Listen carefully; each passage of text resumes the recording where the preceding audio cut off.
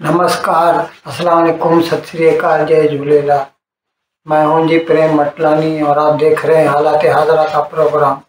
हकीकत ये है, इब्तिदा में आपसे दरख्वास्त है, चैनल ज़रूर सब्सक्राइब करें। दोस्तों, 2 रोज़ किबिल यानी मंगल के दिन शाम के वक्त 5 बजे दिल्ली में इसराइली सफारत खाने के पीछे एक बम का धमाका हुआ। अब उस वक़्त यहाँ पर उस इलाके में कोई भी आदमी नहीं था, इसीलिए जानी नुकसान तो नहीं हुआ। लेकिन कहा ऐसे जा रहा है कि ये एक दहशतगर्दी का वाक़या था, क्योंकि मौके वारदात से एक ख़त मिला है जिसमें इसराइली सफारत खाने को धमकियां दी गई थी और जो जंग जारी है 7 अक्टूबर से इसराइल और हमास के दरमियान, उसका भी इसमें जिक्र था और सेहूनी ताकतों को बर्बाद करने का भी इसमें इरादा किया गया था। अब इस वाक़े में मुलविस मुकामी दहशतगर्द भी हो सकते हैं, यानी हिंदुस्तानी लोग, पॉपुलर फ्रंट ऑफ इंडिया बोलिए या स्टूडेंट्स सिमी जिसे बोलते थे वो बोलिए, कोई भी हो सकता है, क्योंकि वो लोग जो हैं बहुत वोकल हैं हमास के हिमायत में, और उन्होंने ऐसे कई प्रोग्राम भी किए हैं। ताकि उन्होंने तो केरला में एक फंक्शन किया था और जिसमें हमास का जो दहशतगर्द है मशाल, उसका जो है लाइव वीडियो वहाँ पर उसके थ्रू उसकी तकरीर नशर की थी। तो हो सकता है कि ये मुकामी अनासर हों इसमें मुलविस, या फिर जो है ईरान भी हो सकता है इसमें मुलविस। अब पुलिस तो चारों तरफ से हर एंगल पे काम कर रही है और उन्होंने जो वहाँ के कॉल डेटा रिकॉर्ड्स हैं इसराइल एम्बेसी मोबाइल के, क्योंकि उसमें तो क्या है जीपीएस होता है, पता चल जाता है कि इस इलाके से किसने फ़ोन किया। तो वहाँ के कॉल डेटा रिकॉर्ड देख रहे हैं और ऐसे जो मुश्तबा लोग हैं उनसे भी जांच कर रहे हैं, तफ्तीश जारी है। लेकिन ईरान, इस वजह से हमारा भी शक होता है, क्योंकि 2 बातें हैं। एक तो तकरीबन 11 साल किबिल की बात है, 11-12 साल, 12 फरवरी 2012 को दिल्ली में इसी शहर में जो है एक साहब थे, वैसे वो तो यूपी के थे, मुकामी आदमी थे, मोहम्मद अहमद काज़मी, और उनको गिरफ्तार किया गया था क्योंकि दिल्ली में उस वक़्त जो इसराइल का सफारत खाना था, उसका जो डिफेंस अताशी था, उसकी बेगम जो है वो एक कार में जा रही थी बच्चों को स्कूल से पिकअप करने। तो उसकी कार में एक मोटरसाइकिल पे सवार आदमी ने एक बम लगा दिया, जो कि थोड़ी दूर आगे चलकर फटा था, और उसमें वो जो खातून थी इसराइली डिफेंस अताशी की बेगम, वो भी ज़ख्मी हो गई थी और उसके साथ उसका ड्राइवर भी ज़ख्मी हुआ था और उसके साथ साथ 2 राहगीर भी ज़ख्मी हुए थे। और उस वक़्त वो जो मोहम्मद अहमद काज़मी था, वो कहता था कि मैं ईरानी एक न्यूज़ एजेंसी के लिए काम करता हूँ, और उसका जब तफ्तीश की गई थी तो पता चला था कि कुछ ईरानियों के साथ मिलकर उसने उसी इलाके की रेकी भी की थी। अब मौजूदा जो है इसमें भी यही देखा जा रहा है कि ऐसा तो नहीं कि ईरान के साथ मिलकर कुछ मकामी अनासर हों जो कि ज़ाहिर है इसराइल के ख़िलाफ़ हों। और इस सिलसिले में हम आपको बता दें, या हो सकता है कि पाकिस्तान के कुछ स्लीपर सेल हों, वो इसमें मुलविस हों, क्योंकि पाकिस्तान को भी बहुत सख्त नफ़रत है इसराइल से। आपको शायद याद हो कि 2008 के 26 नवंबर को जब ही हमला हुआ था मुंबई में और 200-300 लोगों का कत्ल किया था पाकिस्तान से आए हुए लश्कर तैयबा के दहशतगर्दों ने, और जिसके नतीजे में बाद में 9 तो हलाक हो गए।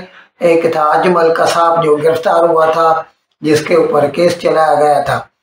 तो उस दिन उन्होंने जो हमले किए थे ना, उसमें उन्होंने साउथ बम्बई में एक तो कैफे लियोपोल्ड, जहाँ पर भी ज़्यादातर यहूदी आते जाते थे, उसके ऊपर हमला किया था।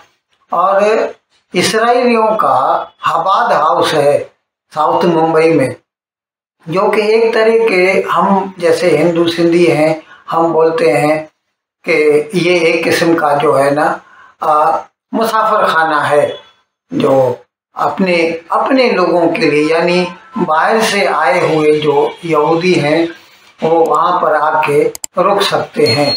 तो वो हबाद हाउस में दहशतगर्द घुसे थे और उन्होंने उसका जो इंचार्ज था और उसकी जो बेगम थी, उन दोनों को कत्ल कर दिया था।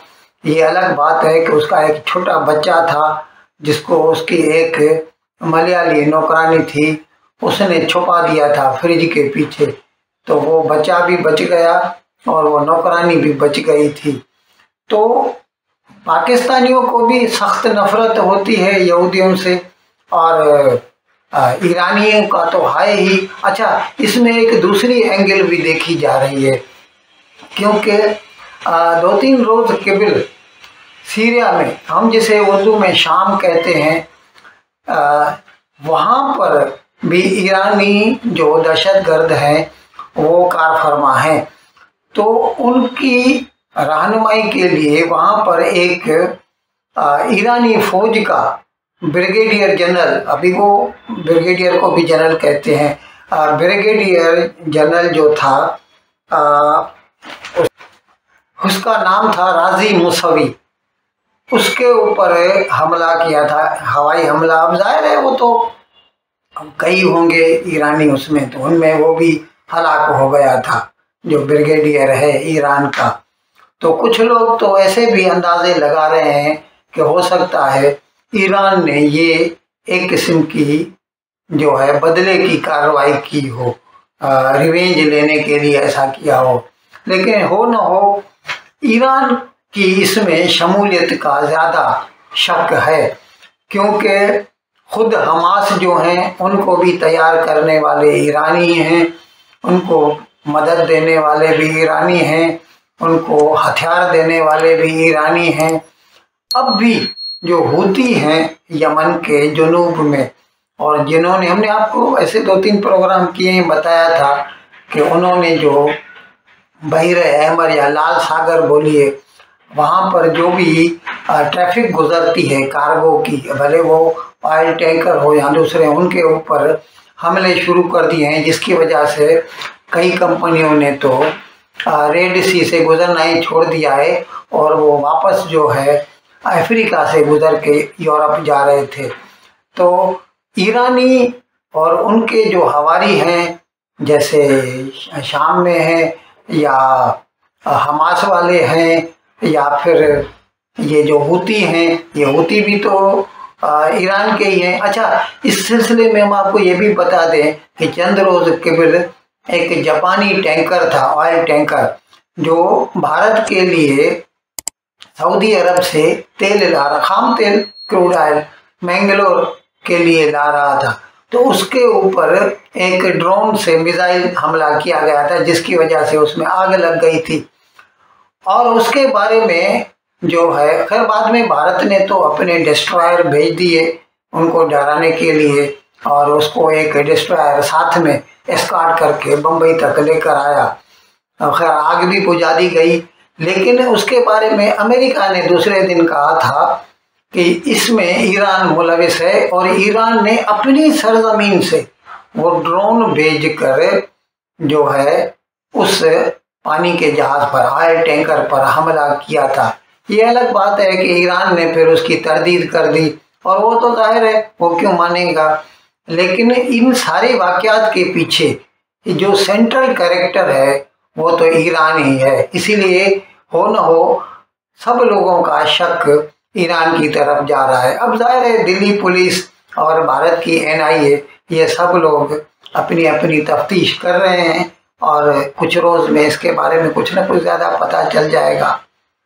इन अल्फाज के साथ मैं आज का प्रोग्राम ख़त्म करने की आपसे इजाज़त चाहता हूँ, लेकिन विदाई लेने से पहले एक मर्तबा फिर आपसे मेरी दरख्वास्त है कि जिस किसी साहब या साहबा ने अब तक हमारे इस चैनल को सब्सक्राइब नहीं किया, हज़राए करम इसको जल्द से जल्द सब्सक्राइब करें, प्रोग्राम को लाइक करें, शेयर करें और एक घंटी का बटन दबाना न भूलें। बहुत बहुत शुक्रिया।